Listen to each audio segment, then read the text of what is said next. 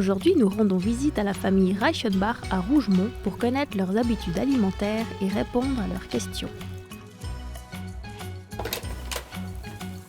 Bonjour. Bonjour.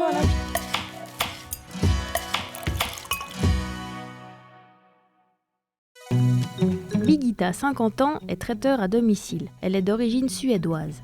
Elle travaille depuis sa maison et elle adore cuisiner pour sa famille et ses amis. Elle est aussi très à cheval sur ce qu'il y a dans son assiette et dans celle de ses enfants. André, 49 ans, exploite la boucherie de Rougemont où l'on y trouve la meilleure viande de la région. Il est sportif, bon skieur et également municipal responsable du tourisme. Carl Louis, 11 ans, est très sportif. Il pratique le ski de manière assidue, le hockey et adore aussi le football. Laetitia, 8 ans, est une patineuse artistique hors pair. Elle est particulièrement coquette, s'amuse avec ses copines et skie comme tous les autres membres de la famille. C'est vrai que moi, je suis quelqu'un, j'essaye de faire assez attention à ce qu'on mange à la vie quotidienne. Mon petit souci, ça c'est les récrés et le goûter pour les enfants l'après-midi. J'ai plus peur, je pense, pour le sucre.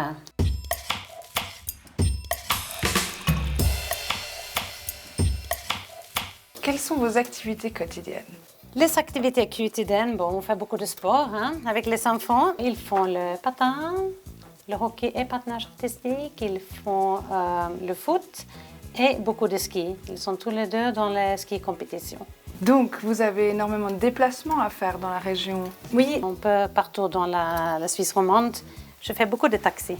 Vous arrivez à trouver le temps pour faire tous ces déplacements et en même temps avoir une activité professionnelle ou faire à manger? Comment est-ce que vous conciliez tout ça?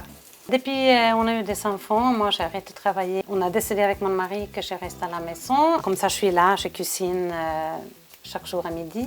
Alors on met beaucoup d'importance avec ça.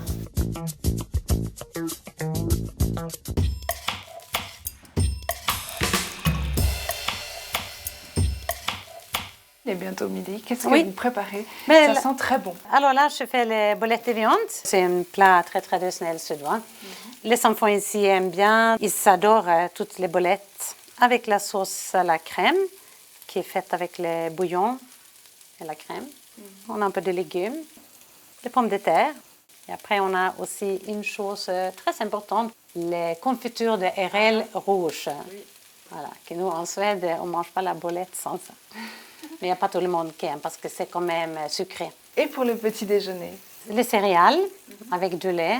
Si on a un peu de fruits, ma fille elle aime bien, si elle a les melons, quelque chose, un petit morceau de fruits. Des fois on mange aussi le pain avec le fromage. Le week-end, on se régale avec les croissants, les confitures. Bon, le soir, on mange un peu de reste. J'essaie de cuisiner un tout petit peu plus à midi.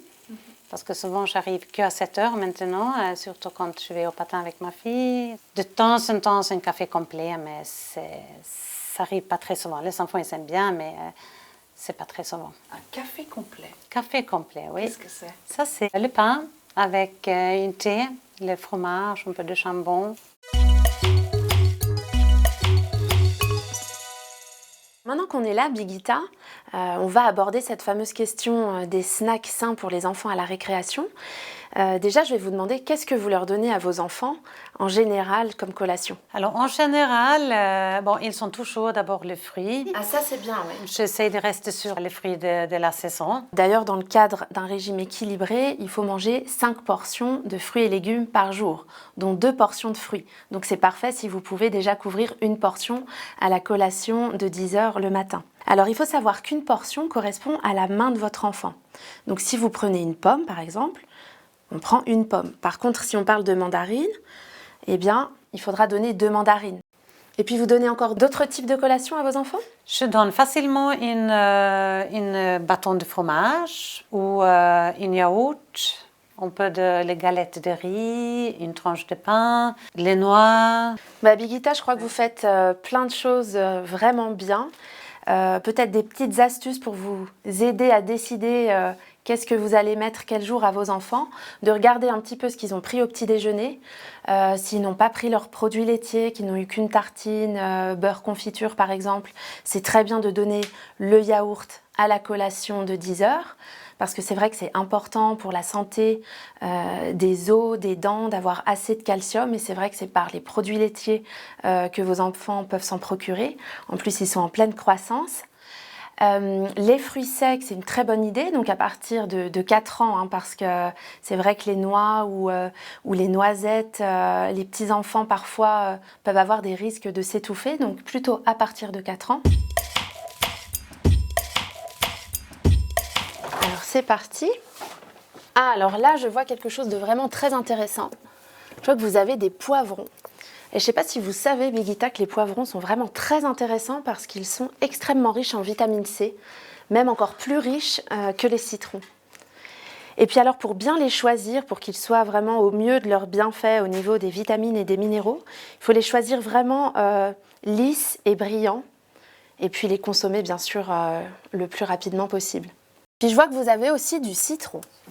Alors le citron, c'est quand même un aliment qui est très précieux parce qu'il va pouvoir aussi vous amener de la vitamine C. Vous allez pouvoir en parsemer comme ça dans vos plats. Par exemple, il se marie vraiment très bien avec les poissons. Donc là, on recommande de manger du poisson 1 à 2 fois par semaine. Vous pouvez aussi éventuellement remplacer une partie du vinaigre dans votre sauce salade par du jus de citron. Ou alors même, une idée, c'est d'en mettre dans vos salades de fruits, par exemple. Ça donnera un bon petit goût frais et en plus évitera que vos fruits ne s'oxydent et ne deviennent bruns. Birgitta, magnifique frigo. Félicitations à vous. Heureusement qu'on ne vient pas chez moi. Laurence, vous avez probablement des astuces nutritionnelles pour nous tous? Alors c'est vrai que j'ai remarqué là un beau plat de fruits et j'avais une petite astuce à vous communiquer. En fait, il faut savoir que tous les fruits ne peuvent pas être conservés ensemble. Les pommes produisent beaucoup d'éthylène et l'éthylène, ça va faire pourrir, mûrir et après pourrir les autres fruits qu'il y a autour. Donc on conseille de toujours conserver les pommes à part des autres fruits et si possible dans le frigidaire pour en conserver les vitamines le plus longtemps possible. Par contre, de l'autre côté, c'est vrai que là je vois des beaux fruits exotiques comme les bananes par exemple, ou alors ces mandarines qui ont l'habitude d'être au chaud. Alors ces fruits-là, on ne les conserve pas au frigo, on les conserve plutôt à l'extérieur. Si vous mettez une banane dans un frigo, elle va pourrir en moins d'une journée.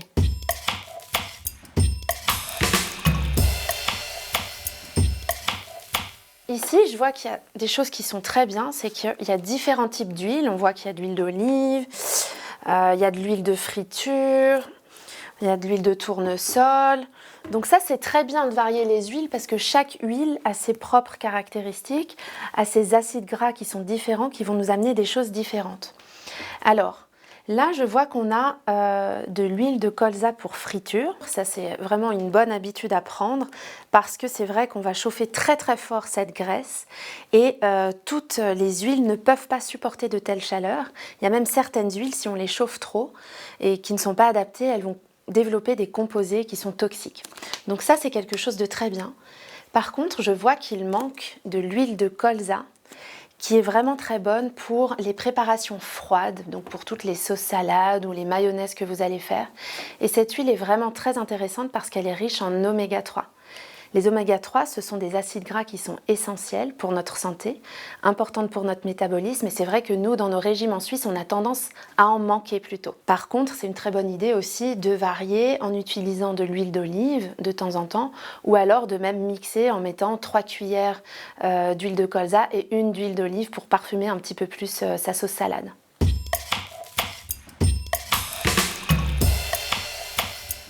Vous parliez tout à l'heure des boissons sucrées, qu'il faudrait privilégier celles qui ne le sont pas. Qu'en est-il alors de ces sodas dits zéro ou light? Pour s'hydrater, rien de meilleur que l'eau. Bien sûr, ça c'est essentiel. Maintenant, on trouve des boissons qui sont allégées en sucre. En général, eh bien, elles contiennent des édulcorants. Alors c'est vrai qu'elles ont moins de calories, elles sont moins sucrées, mais d'un autre côté, le goût reste sucré parce qu'il y a ces édulcorants dedans. Pour réussir à réduire un petit peu son appétit pour le sucre, plus on réduit le goût sucré dans notre alimentation et moins on ira chercher ce goût sucré. Ce qu'il y a d'embêtant avec ces boissons-là, c'est qu'elles entretiennent notre goût pour le sucre. Changer ses habitudes finalement. Exactement. Notre émission touche à sa fin. Merci infiniment, Birgitta, de nous avoir accueillis ici chaleureusement. Merci beaucoup. Et merci à vous d'être venus.